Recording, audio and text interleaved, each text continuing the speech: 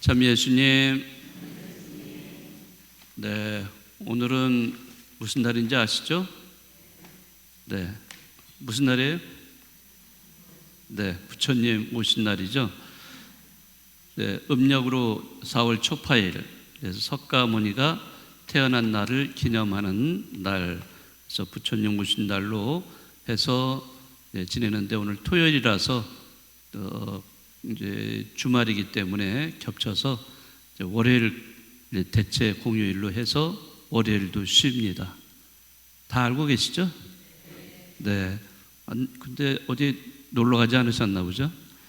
네.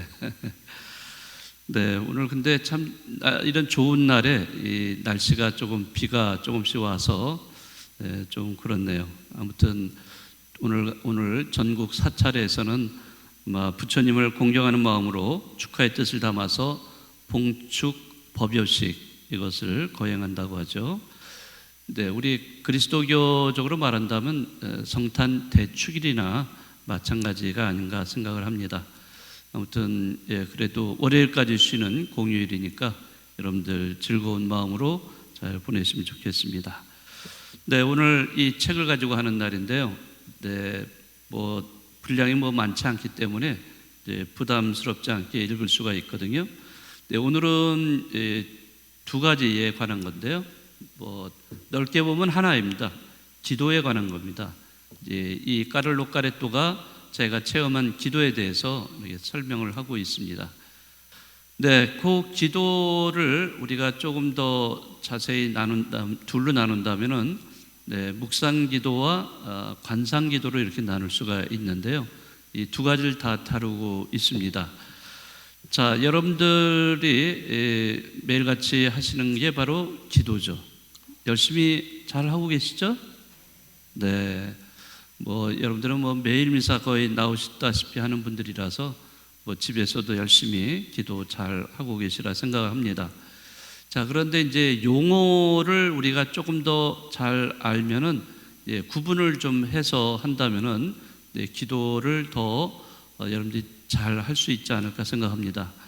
여러분들 기도하고 묵상하고 같은 건가요? 다른 건가요? 기도와 묵상이 같아요? 달라요? 네, 잘 모르세요? 그냥 기도하시죠? 네, 기도와 묵상은 이제 차이가 있습니다. 묵상과 기도를 혼돈하시면 안 되고요. 자, 묵상을 우리가 하면서 기도로 발전을 하게 됩니다. 그런데 기도를 하다가 묵상으로 이렇게 하는 것은 이건 거꾸로 된 거예요. 그래서 이제 우리가 묵상을 하면서 기도로 이렇게 넘어가게 되는 경우가 많죠. 물론 묵상만으로 끝날 수가 있습니다. 묵상만으로도 끝날 수가 있고요. 자, 그래서 우리가 묵상이라는 것을 좀 생각해 보았으면 좋겠습니다. 묵상이라고 하는 것은 그냥 일반적으로 우리가 살아가면서 생각하는 것, 생각이랑 다릅니다. 생각이 묵상이다 이렇게 생각하시면 안 돼요. 생각은 우리 머릿속에서 막 이것저것 막 이렇게 이것도 생각나고 저것도 생각나고 그렇게 혼란스럽게 이렇게 생각할 때도 많고 그런데 다시 말하자면 계획성 없이 우리가 하는 것 이런 그런 사고의 가능성을 갖고 있는 게 생각입니다. 자, 그런데 묵상은 이것저것 생각하고 막 그러는 게 아니라 일관성이 있어야 돼요. 일관성을 가지고 한 가지 생각을 가지고 계속해서 우리가 하느님을 지향을 하는 것, 이러한 것이 묵상이라고 할 수 있어요. 그러니까 묵상이라는 것도 하느님이 인도해 주시는 거예요. 하느님이 인도해 주셔서 우리가 그 하느님을 향하도록 그래서 여러 가지 사고를 우리가 올곧은 사고를 할 수 있도록 해서 우리가 어떻게 살아갈지 이러한 결론까지 도달할 수 있도록 이끌어주는 하느님께서 이렇게 이끌어 주시죠. 그래서 우리는 묵상을 할 때 우리는 그 자기의 지성과 또 감성 이런 어떤 그런 것들을 잘 활용을 해서 이렇게 그 묵상을 하게 됩니다. 자, 그래서 그 묵상이라고 하는 것은 이제 우리가 일반적으로 말하는 명상이라든지 또는 뭐 젊은 사람들이 많이 요즘 하고 있는 멍 때리기 있죠? 멍 때리기.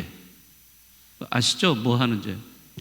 네, 우리 신자들 분 중에서도 나는 뭐 머리가 복잡하니까 멍 때리기 해가지고 좀 머리 좀 비우자 이런 얘기를 하는데 이제 그런 멍 때리기라는 것은 묵상이라는 거하고 달라요. 네, 전혀 다릅니다. 이 묵상은 이제 하느님 이제 그 하느님이 이렇게 인도해 주시고 하느님이 이끌어 주시는 것으로서 이렇게 나아가는 것이에요. 네. 그래서 묵상을 우리가 보통 이제 기도를 가지고 기도문을 우리가 암송하면서 묵상도 할 수도 있고 아니면은 성경을 가지고 묵상할 수도 있고 아니면 영적 독서 여러 가지 신심서적을 통해서도 할 수도 있고 어떤 영상을 보면서도 묵상을 할 수도 있고 그림을 성화 그렇잖아요. 성화를 보고서도 묵상할 수도 있고 다양합니다. 묵상이라는 것은 여러 가지 방법을 통해서 우리가 하느님을 지향하는 거죠. 네, 그런 것이 이제 묵상이라고 할 수 있는데요. 근데 묵상은 기도하고 같아요? 달라요? 아까 대답을 잘 안 하셨는데 다른 겁니다. 예, 다른 거예요. 예, 이 기도는요 모든 생각을 거부하는 형태로 나타납니다. 생각을 거부하는 거예요. 그러니까 본질적으로 기도는 하느님과 대면을 하는 것이에요. 하느님을 마주하고 그래서 하느님에 대해 생각을 하고 또 자신이 그분 안에 있다는 것을 우리가 늘 기억하면서 기도하는 겁니다. 우리 기도하면서 하느님을 잊어버린다. 그러면은 여러분들 그 기도라고 할 수 있어요?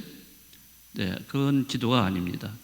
이 명상, 우리가 예를 들어서 그 불교에서 하는 명상 이런 거는 그래요. 딱 결과부자 하고서 탁 하고서 머리를 비워 생각을 비우는 겁니다.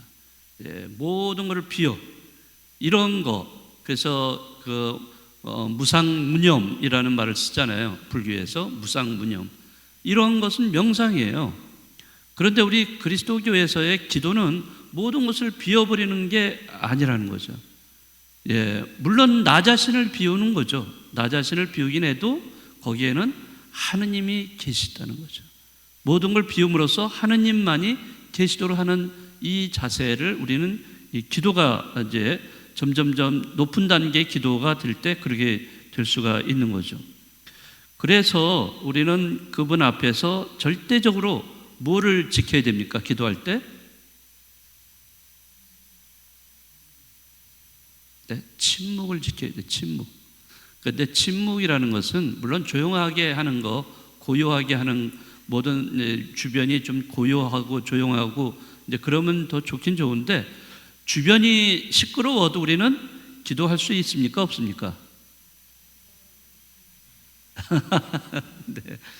물론 일부러 시끄럽게 만들고서 기도하는 건 안 되지만은 그런 시끄러운 장소들이 있어요. 예를 들어서 우리가 시장 같은 데 가면은 시끄럽잖아요. 네.